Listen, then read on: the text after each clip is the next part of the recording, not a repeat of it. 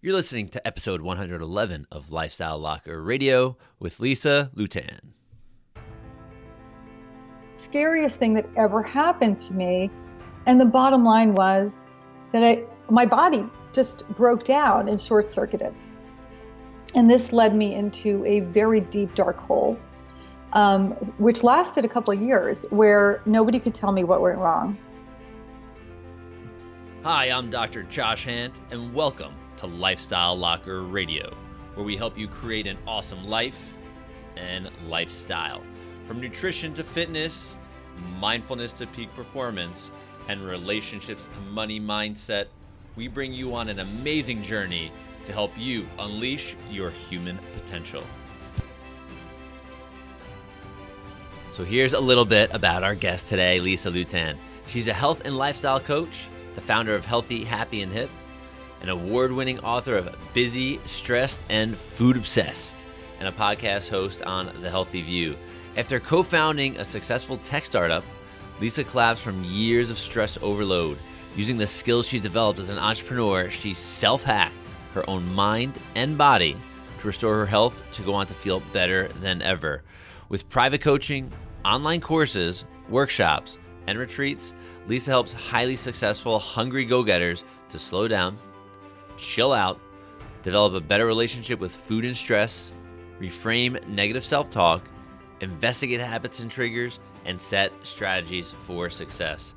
Lisa has been featured in numerous publications, including the Boston Globe, the Huffington Post, MindbodyGreen, Better After 50, and has been a speaker at companies such as Kripalu, Canyon Ranch, WGBH, and Google. So here's our guest today, Lisa.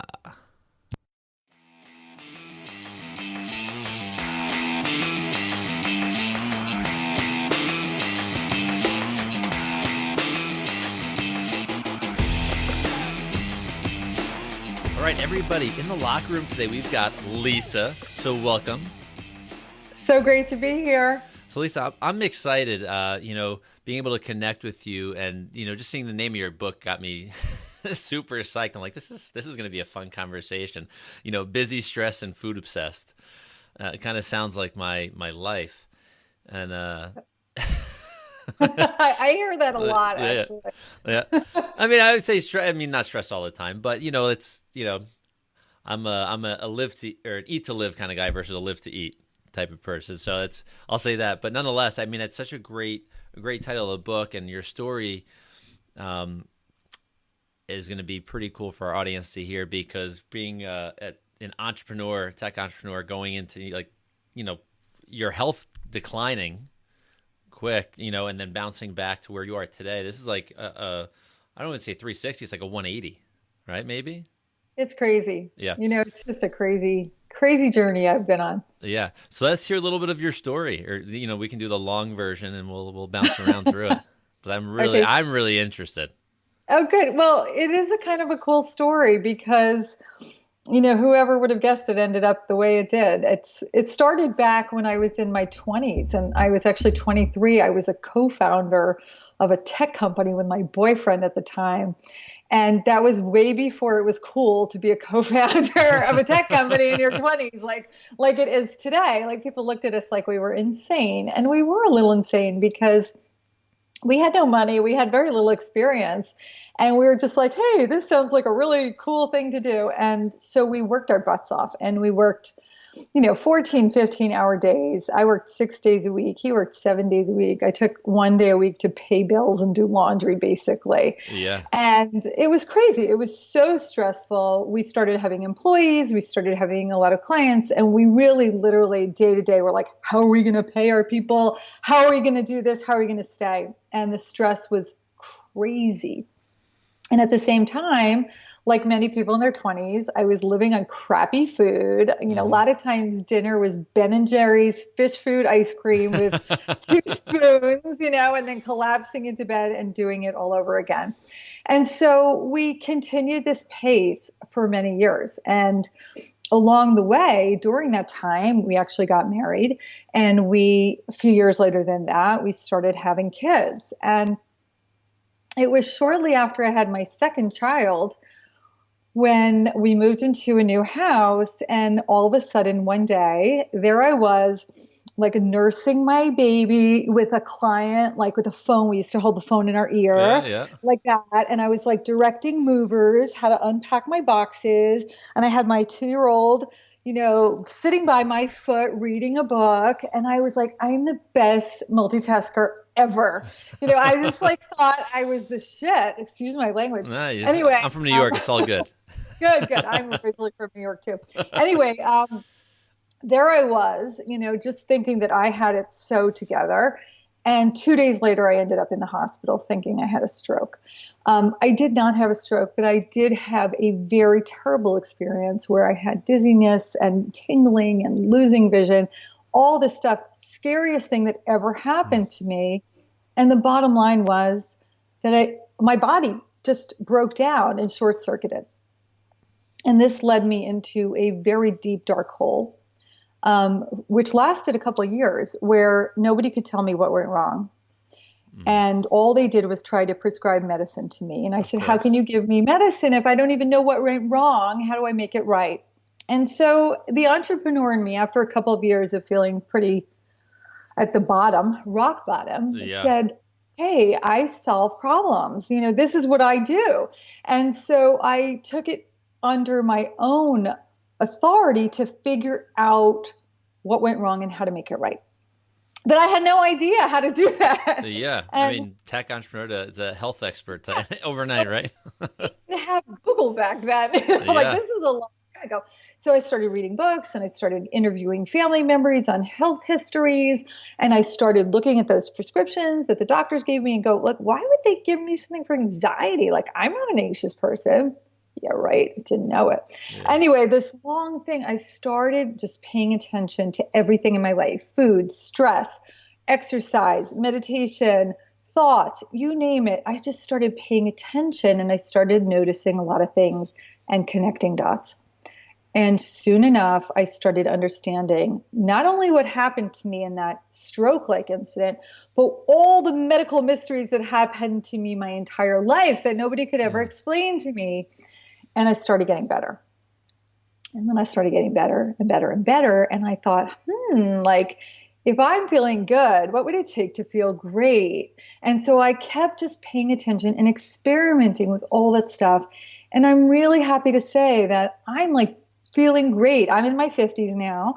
I feel amazing. And I now help others with their lifestyles to make them feel amazing too.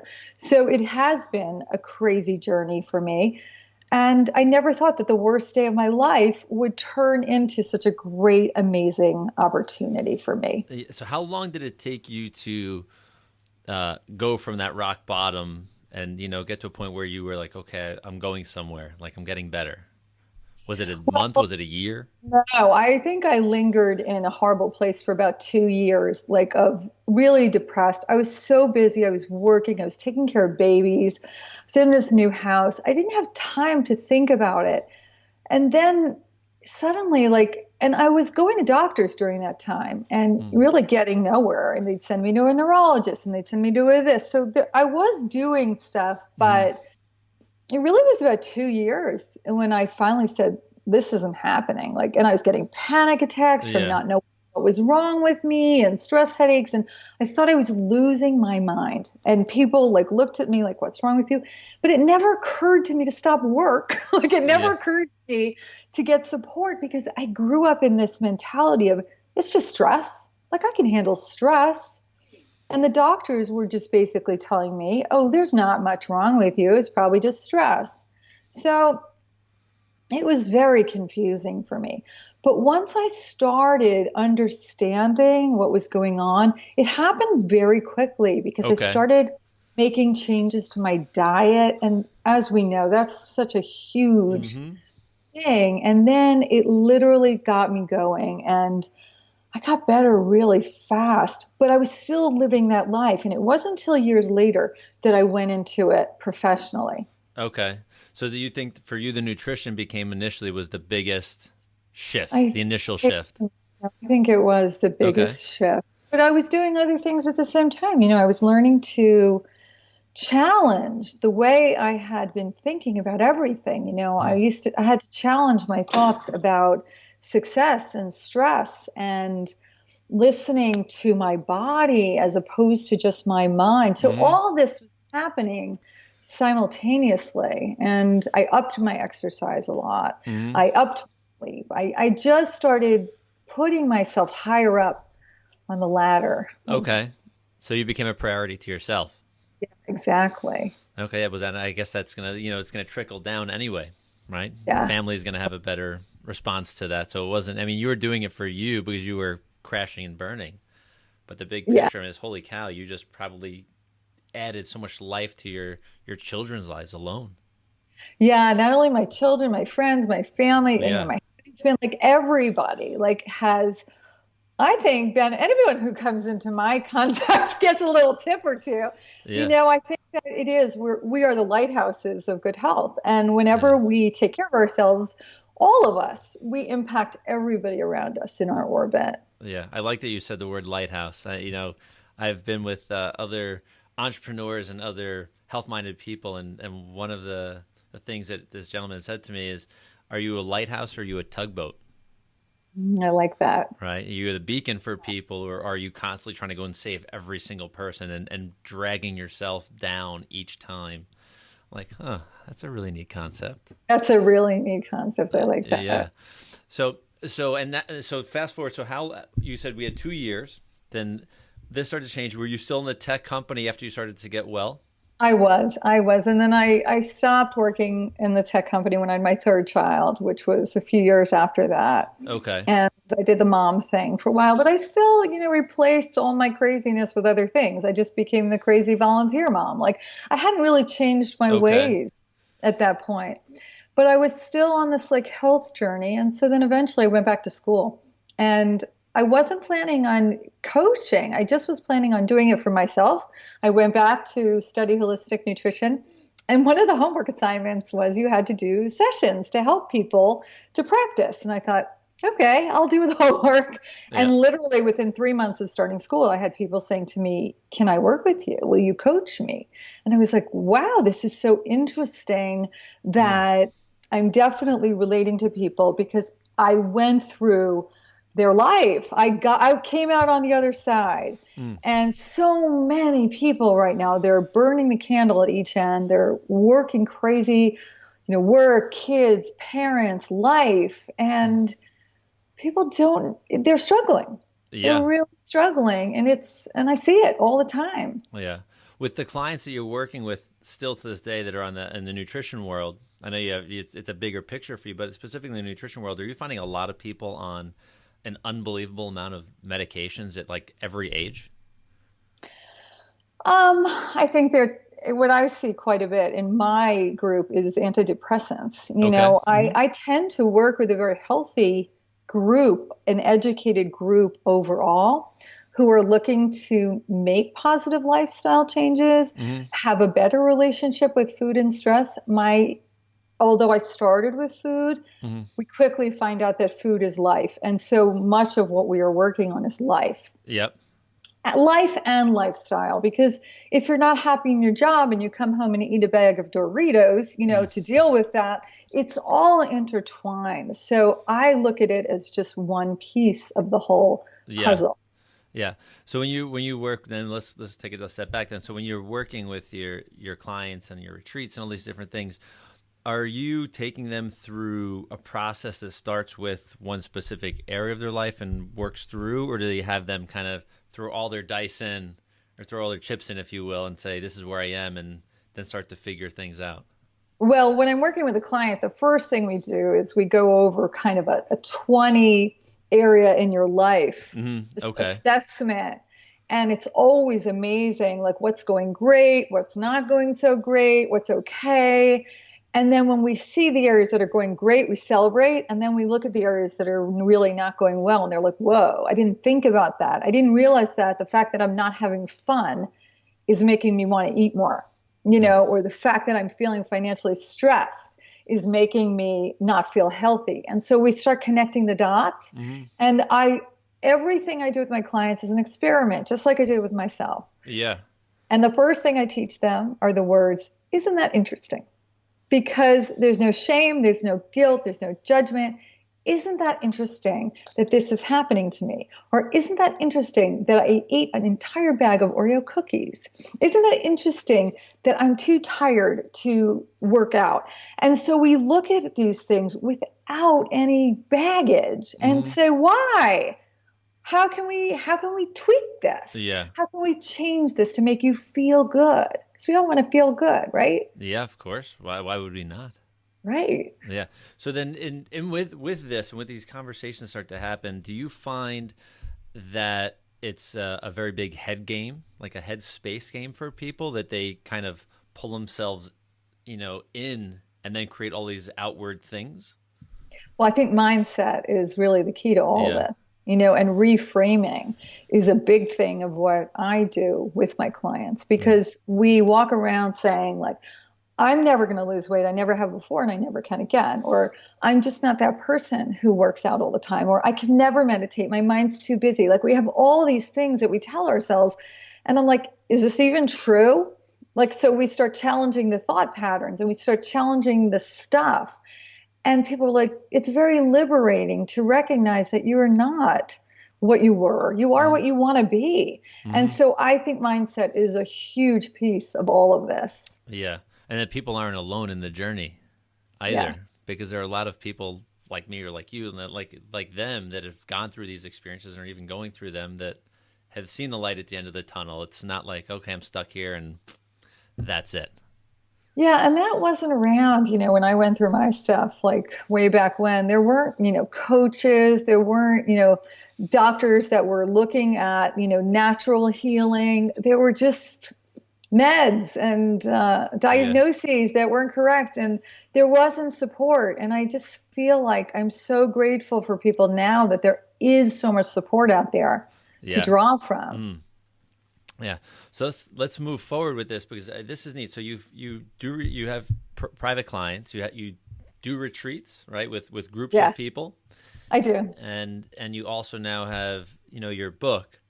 So how do they all kind of work with each other? Someone is an individual client that's working with you going to go, oh, wow, now I want to get involved with the retreat? Or do they find you like very specific? I just find this all really interesting. I also run groups and I also run some online programs. And I also That's it? And I also have a podcast. I had a live radio show that's now turning into just a straight podcast. So, it's funny because there are some people that come in one way and then they do everything. Like they might come in as a private client and I say, hey, as I said, they're pretty healthy. I don't try to keep them forever. I said, this work is great. I think you'd really like a group. And then some of the groups are virtual and some of the groups are in person. Then they might want to come. There's a place called Kripalu in the Berkshires. I love it. Yeah. Okay. Love Kripalu. I just hosted a workshop there a couple of weeks ago. And many of my existing clients came. In fact, one of my virtual groups, these women had never met each other in person. They all came to Kripalu to meet each other in person because they become so close. And then I met people from the Kripalu and they wanted to do my online program. So they're doing an online program now and they might become private clients. So I look at it like a roller coaster. They all connect, and a lot of people come into the orbit and they stay in the orbit. And some people leave, but then they come back.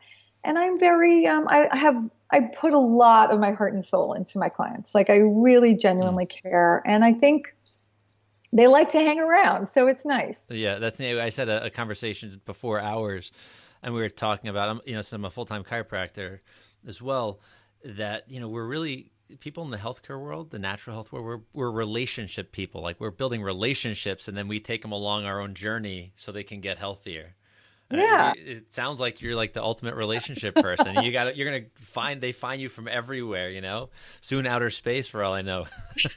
Right. And now, more and more people, they read the book and then they contact me and through my Facebook group. And, it's just kind of, I think also because I'm doing this as a second or third, whatever career in my life, I'm at a point in my life where I don't have to, I don't have to prove what I did when I was younger. I'm like, I'm in this for the right reasons here. Like I'm really in this to make a difference in the world and to help people. And it feels good. It feels good to really focus on that. Yeah. Where do you see yourself, this, since we said like second, third career, and it sounds like this is something you're, I don't want to say obsessed is the wrong word, but you're in love with, right? Yeah. Right. Yeah. Because and you don't sound like you're so laser focused and not spreading yourself thin, but you have different ways for people to connect with you. Where do you see this going in the next, 5 years, 10 years? That's a really good question, because I literally all the time am asking myself what brings me joy and what works for my clients, and really being very careful to not get depleted, because I am a workaholic by nature, and that creeps in every so often, and I go, whoa, like that does not serve you. You're going to end up how you did before. And so I constantly look at what's working, what's not working, and how can I keep learning? That's something super important. Like I have to fuel the fire of my learning, because I like to learn and then pass it on to my clients. And so I'm constantly doing more and more education and staying current on what's out there. But I think that, I have a saying like follow the giggle. And like, as long as I'm enjoying my work, I'm going to keep moving in that direction. And I'm very open to it moving in different ways as I grow and as my life changes, and I'm at a point in life now where my kids are older and they're living not near me. And so I need to travel more to visit them. I need to be able to do things remotely more than I did in the past. And so I'm just keeping an open mind. I think that's so neat. You're actually, I think you're listening to like you said, you're listening to your body. And you're listening to your heart, versus that like me, I'm a very analytical person. Like your head wants to do all of this stuff, but it's like, okay, no, I need to step back. Life is important. Yeah. And I love it. I absolutely love that the philosophy, how, it's about family and family health too. It really is. I mean, one of the things I love to work with people is, especially if you're food obsessed, usually it's a signal that something's missing in your life. Yeah. And when we look at what do we need more of in our life, usually it isn't we need more work. We usually need more love. We need more community. We need more friend time. We need more family time. And it doesn't happen unless you put it on the calendar. Like it doesn't just slip in there. Yeah. And I'm really conscious of walking my talk. And when I feel that I'm just working all the time, which happens, I'm not going to lie. Like I get into that place again and again. I go, whoa, I have to remember what's important and what do I want to be remembered for? And part of that is being a great mom, and being a great friend. And those things are outside of work. And it's hard because, when we're doing this work, we're pulled in a million different directions.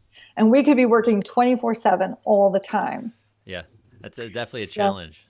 It is. It's a big, big challenge in this field because we do so many different things. Yeah. So I have a question for you. Being that we're touching on family and being food obsessed, do you have any children that are clients?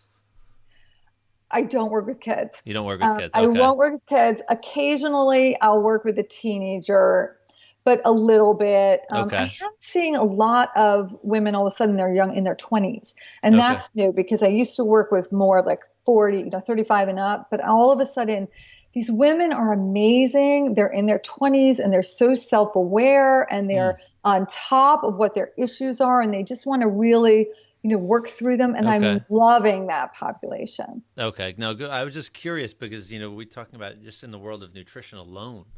Yeah. Right? Like, I see, kids that walk in our doors in our practice, it's like the bag of Doritos, like I need sugar, I need junk, and I'm like, what do we, the parents are doing such a great job trying to take care of themselves, but it's like, I got to give the kids this stuff to keep them happy. And I'm like, oh. It's funny that you say that because all the time I get asked about, my friend, my sister, my granddaughter, somebody has a child, a girl usually, they're a preteen or teenager and they're very heavy and they don't know how to handle it, and the moms are trying to be healthy. They're super healthy and they don't know what to do. They are just devastated that their child's eating unhealthy. They don't want to restrict. They don't want to do this. And if somebody knows the answer to that, there are a ton of moms out there that are looking for help in that area. Yeah. Yeah. It's just a, it's seeing it translate, you're taking care of them after they've been through a lot of this. You said women's in their 30s and their 40s. It's amazing that I'll be 40 in August next year. And I'm thinking of, the people that I grew up with, just looking at how they've taken care of their health. And I'm like, some of the, some are my friends and some are not. I'm like, oh my God, people have died of heart attacks that I went to school with. Already? Yeah. Oh, man. Like, and I grew up in a nice area in New York, and it's, and like I think at the time the schools were like the top in the country, top 10% in the country for public schools. Where did you grow up? In Rockland County, in a town called New City. I know New City. Yeah. So it's crazy to me that, no matter where you are, like these bad philosophies of health and life can come through no matter how neat or good a community it is. Well, we often associate food with love. And so, I baked you a cake, honey. I picked you up a treat. We have all these things. And I hear all the time, I don't want to deprive my kids of Oreo cookies. Like they should have a childhood. It's like, hello, you shouldn't deprive them of love or education or things like that, or enrichment activities. But Oreos, I don't know, like that's not real. That's just setting them up to be sugar addicts like you. Yeah, exactly. So it's crazy. I feel a lot with sugar, with my clients. It's a biggie. Yeah. Big biggie. I was going to ask that next. Like, what are some of the big things that people usually show up with, in the areas of sugar? Yeah. And anxiety and sugar anxiety go hand in hand. If people just still don't make that connection, and overwhelm and exhaustion and, just all these things that we're seeing with so many people. And we have to attack it from so many different ways, like, bringing it down, calming down, moving your body, increasing your nutrition, adding in good nutrition, not just taking out, but both at the same time. It's everything. And it's amazing. If you start doing one thing, everything starts going better. Yeah. So then when you're working with these people and they start to, and I'm just thinking of the headspace portion of this, when you start eating better, at least in my experience, I see like when I'm eating as clean as I possibly can, my thoughts are better. Like just thoughts about everything are better, not just, my brain fog may be gone. But it's really interesting. And with your clients that go through this, do they find that the process actually moves faster when they start to clean up like one section, like food?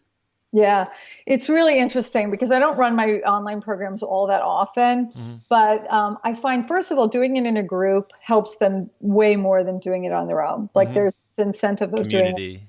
I literally am on day 2 right now running a group called Eat to Thrive, which is no sugar, gluten, dairy, soy, alcohol, processed foods, artificial sweeteners. And like literally, I know when they get to day 4. Yeah. I know they are going to be different people than they were on day 1. I mean, I've done this enough to know.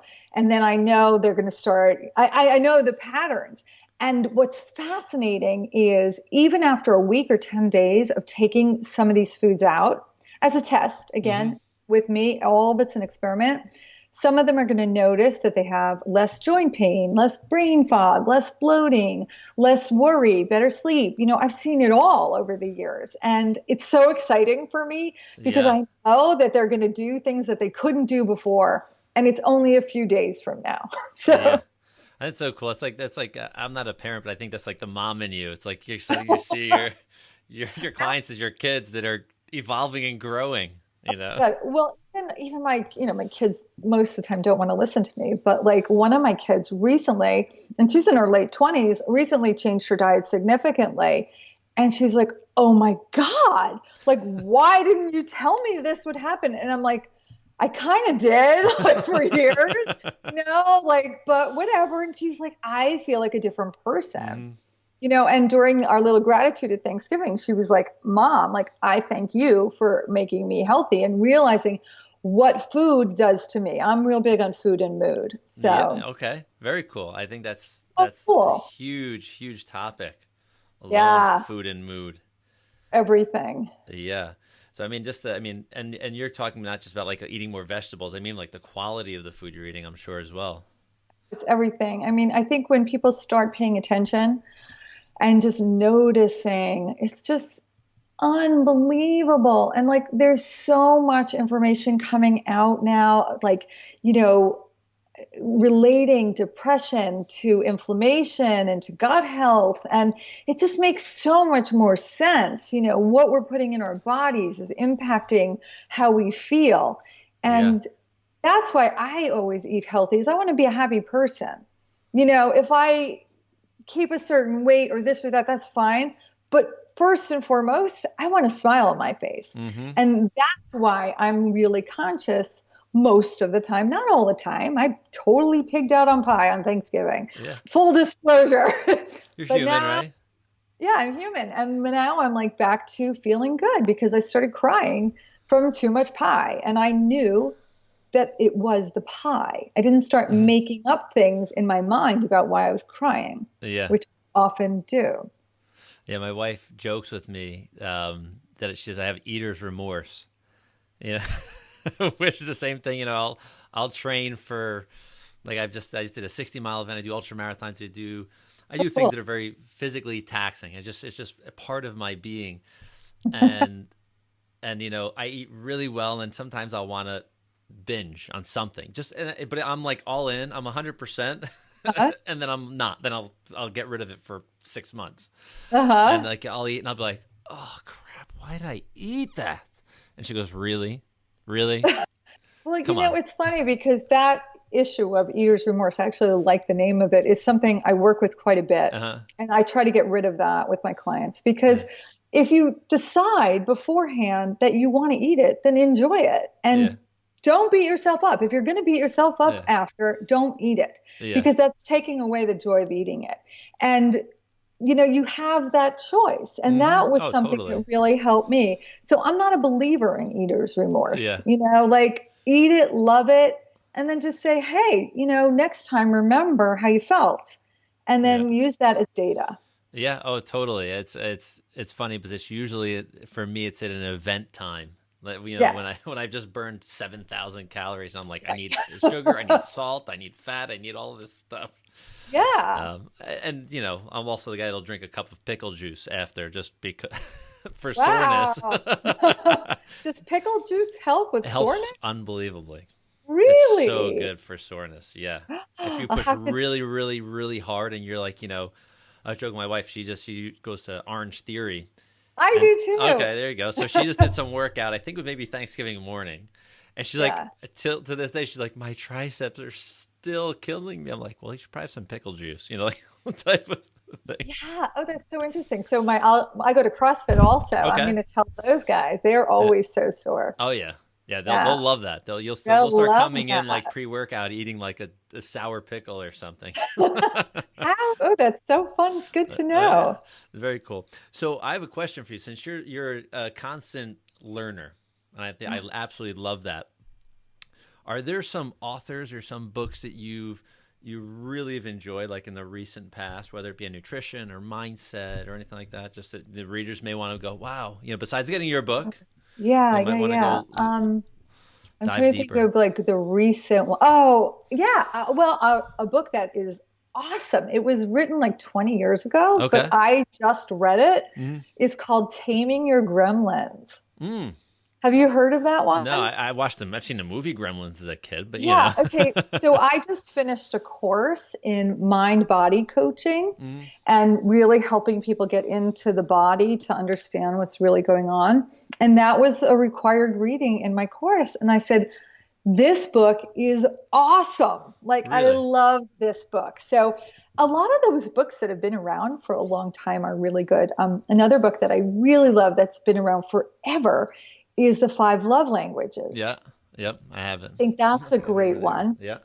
And I'm reading a book right now by Kelly Brogan. Mm. It's about the mind, Yeah. and She's a pretty I'm cool person, Kelly. yeah, I am loving that book right now, and that really is talking a lot about depression and antidepressants and all that.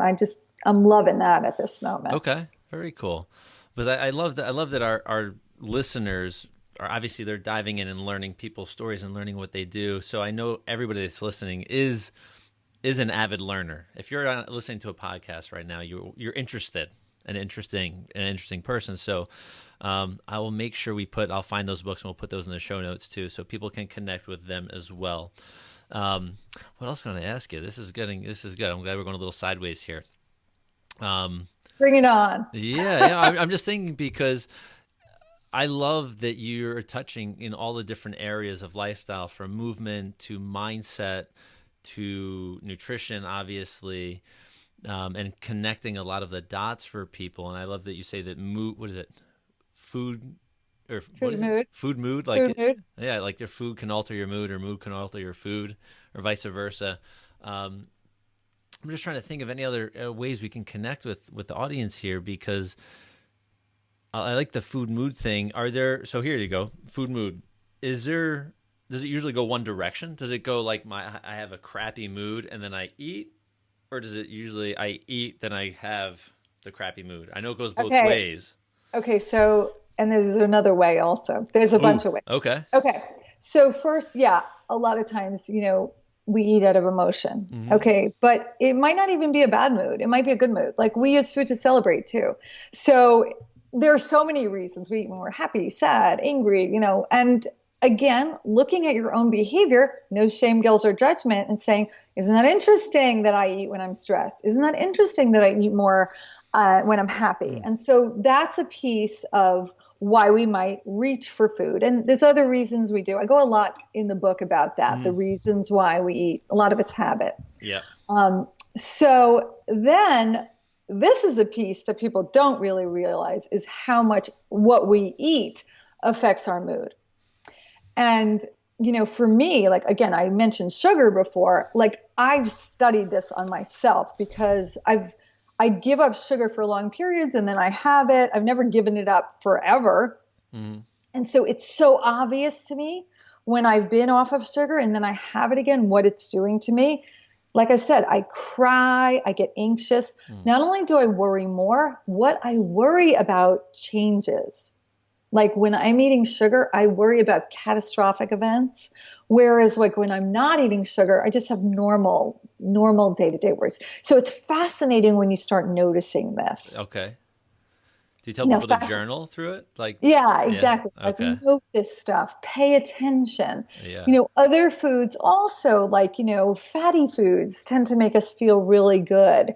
Healthy fats like avocados and walnuts, and, that type of thing. Those are like, nourishing, yummy foods. And vegetables, anything that's bringing in good stuff is going to make us feel good.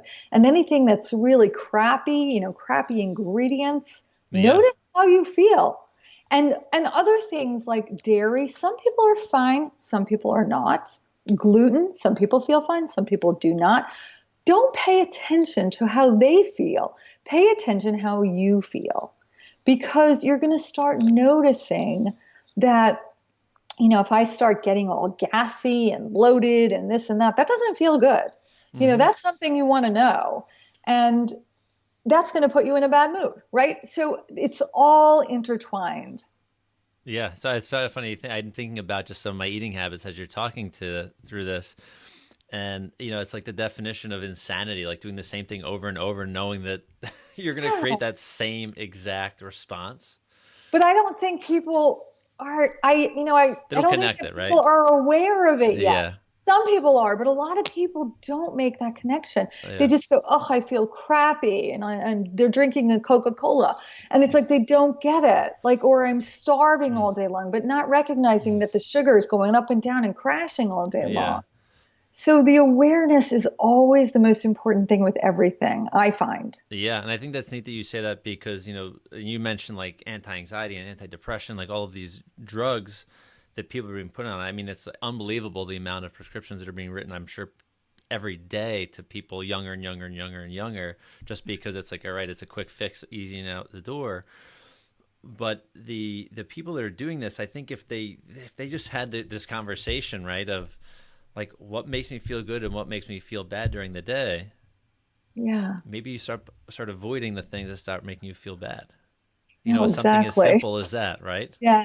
And slowing down and listening to your body, because if you don't recognize what's going on in your body, you're not going to make the connections. And You, when we're busy and stressed, running around crazy all day long, we're not listening.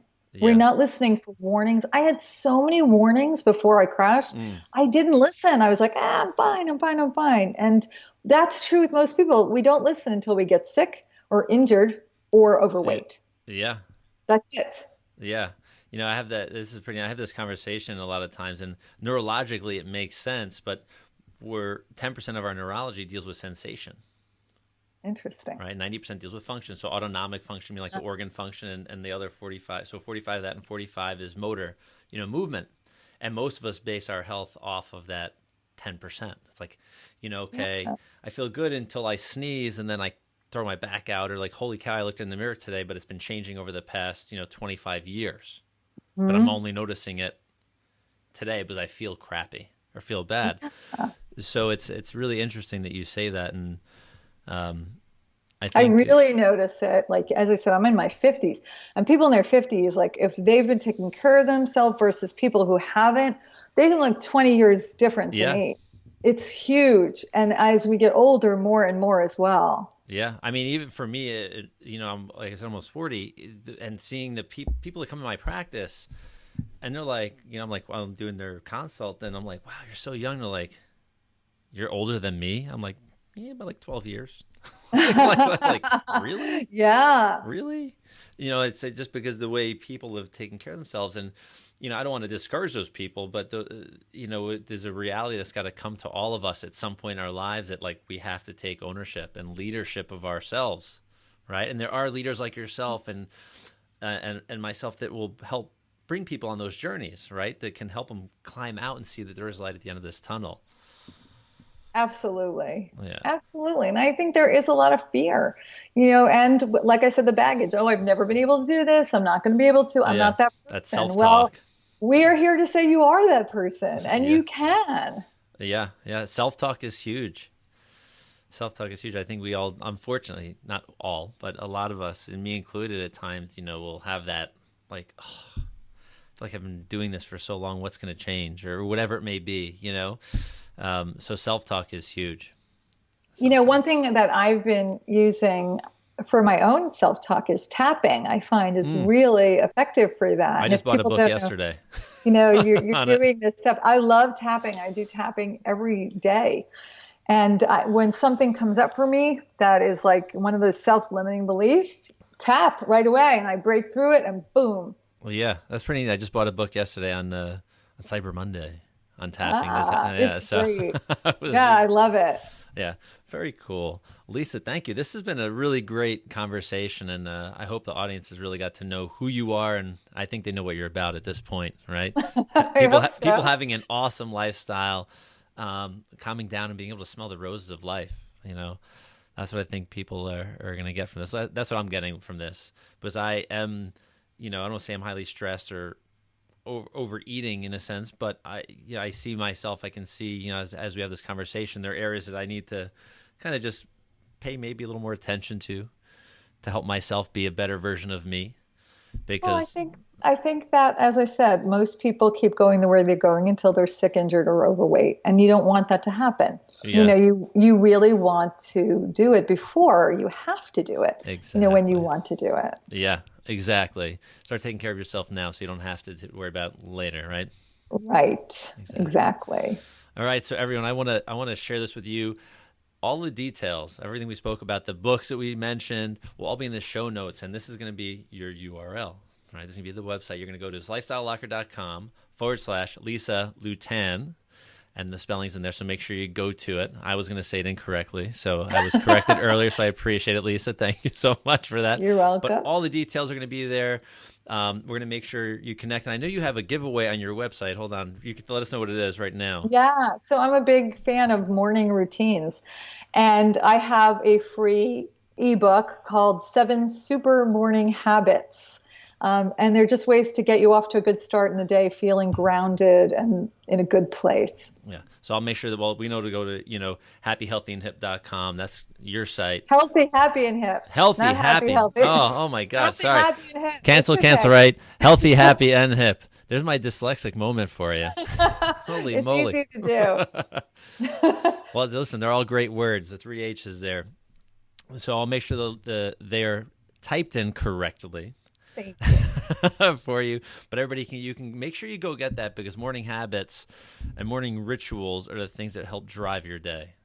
Totally. Every day. So make sure they're awesome, and make sure you do connect with Lisa everywhere, because you heard she does lots of different things, and I'm sure there's one of those pieces of that puzzle that you'll be able to jump on board and enjoy a better life with her.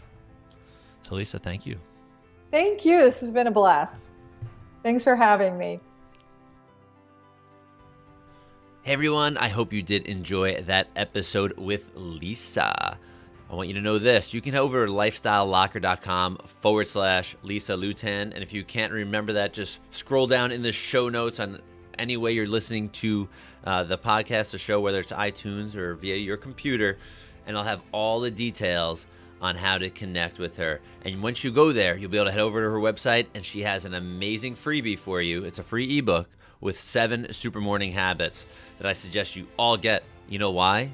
It's free. It's a great way to connect, and it's a great way for you to have a great start to your day. And if you haven't headed over to iTunes yet and given us a 5-star review, I suggest you do that.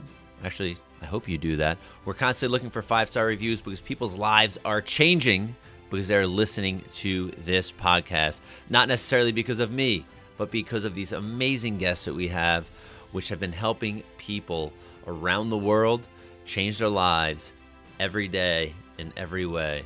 So that's all I got for you today, Locker Nation. Have an awesome day, evening, and night, whichever time you're listening to this. So peace out.